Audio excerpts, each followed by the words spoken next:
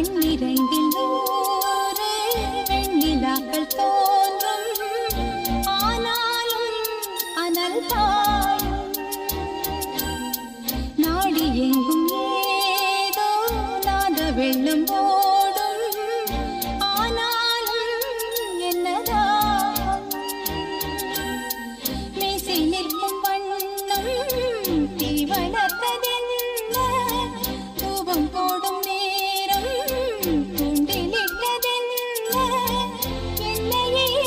கேட்க ஏங்கினேன் நான் என்னுள்ளே பல மின்னல் எழும் நேரம் எங்கெங்கோ என் எண்ணம் போகும் தூரம்